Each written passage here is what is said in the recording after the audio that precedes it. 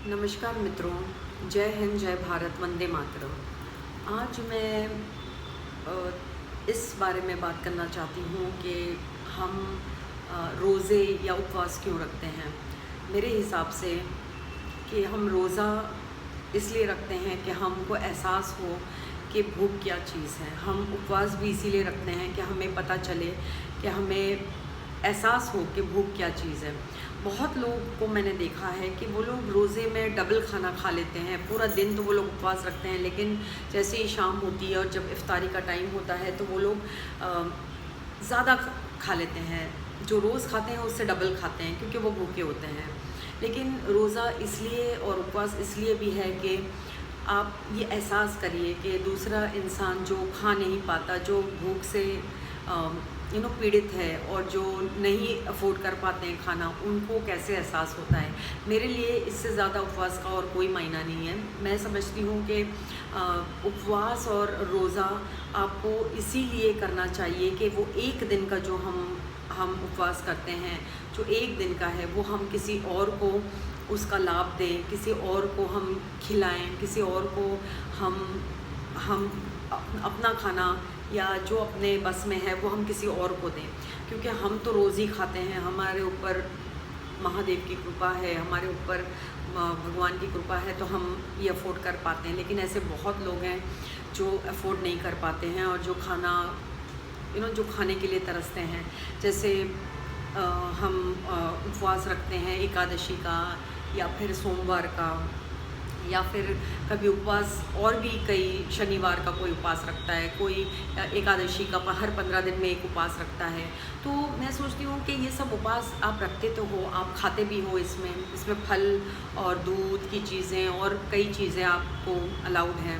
लेकिन मैं सोचती हूँ कि थोड़ा और भूखा रह के देखना चाहिए कि एक्चुअली हमें कैसे फ़ील होता है। क्या हम उनका दर्द और जो भूखा है उसका जो पीड़ा है, क्या हम वो महसूस कर पाते हैं? क्या वो भूख हमको और यू नो और और अच्छे से हमें पता चले कि एक भूखा इंसान को कैसे फ़ील होता है।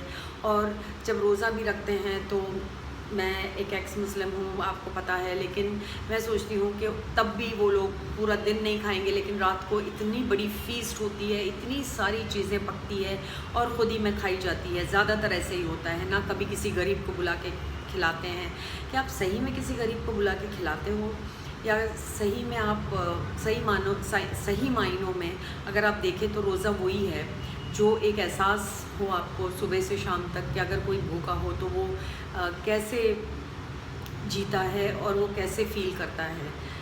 मैं अब बहुत ज़्यादा नहीं कहना चाहती हूँ उसके ऊपर, लेकिन मुझे लगता है कि जब आप एकादशी रखें या आप कब रोज़ा रखें तो आप ये ज़रूर एहसास कीजिए कि दूसरों को कैसे फ़ील होता है और कैसे भूख इंसान की सबसे बड़ी कमज़ोरी है और भूख से लोग मर रहे हैं। और ये एक हमारे लिए एक शिक्षा है कि आप भी महसूस कीजिए, मुझे लगता है। और भगवान ने ये उपवास और रोज़े जो भी है, चाहे वो किसी भी धर्म के हों, चाहे वो कैथलिक के हों, चाहे वो मुस्लिम्स के हों, चाहे वो हिंदू के हों, वो शायद इसलिए बनाए थे एक अच्छे सीख के लिए, ना कि आप शाम को इतना ज़्यादा खा लो और इतना ज़्यादा चीज़ें पका लो कि आपको लगे ही नहीं कि आपने मतलब पूरा दिन आपने रोज़ा रखा था, फिर दूसरे दिन आप फिर सुबह में उठेंगे तो आपका खाना तो शायद डबल होता है, तो हज़म भी नहीं होता है।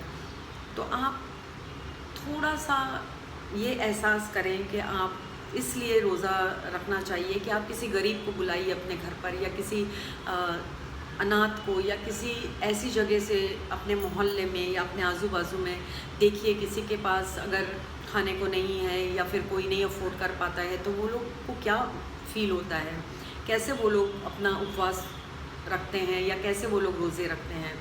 तो मैं यही सोचती हूँ कि अगर आप भी ये थोड़ा सोचें और हर इंसान अगर ऐसा थोड़ा सोचेगा तो इसके लिए मुझे लगता है कि कोई इंसान भूखा नहीं रहेगा।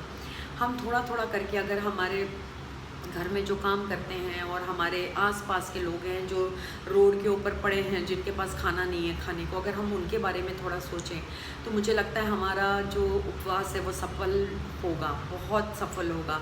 क्योंकि अगर हम दो चीज़ अगर खाने वाले हैं, उसमें से अगर अगर हम उपवास रखते हैं तो समझो हम साबूदाना खा रहे हैं, या हम राजगीरे का खीर बनाते हैं, हज़ारों चीज़ें हैं जो उपवास में खाई जाती हैं बहुत।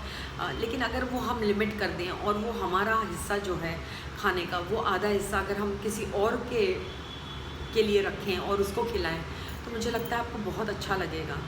और रोज़े में भी इतना ज़्यादा बनाएं और फिर आप सब खा जाएं, आप लोग एक फ़ीस्ट बनाएं, तो मुझे लगता है कि बड़ा अजीब सा है कि हम अपने लिए अगर रोज़ा रखते हैं तो फिर रखते ही क्यों हैं। मतलब अगर हम उपवास रखते हैं हमारे लिए, तो हमको ये सीख ज़रूर मिलनी चाहिए कि हमको थोड़ा भूखा रह के देखना चाहिए कि हमारे अंदर कितनी शक्ति है और हम ये कैसे महसूस करते हैं कि दूसरे की भूख क्या है, ये हमको महसूस करना चाहिए।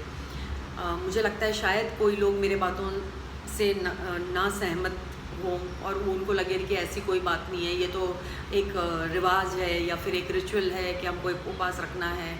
मुझे ऐसा लगता है कि नहीं, अगर आप उपवास में 2 फ्रूट खाने वाले होंगे तो उसमें से 1 फ्रूट आप ज़रूर किसी को दे सकते हैं, और आप उतना थोड़ा कम खाएंगे तो आप किसी और का भी पेट भर सकेंगे।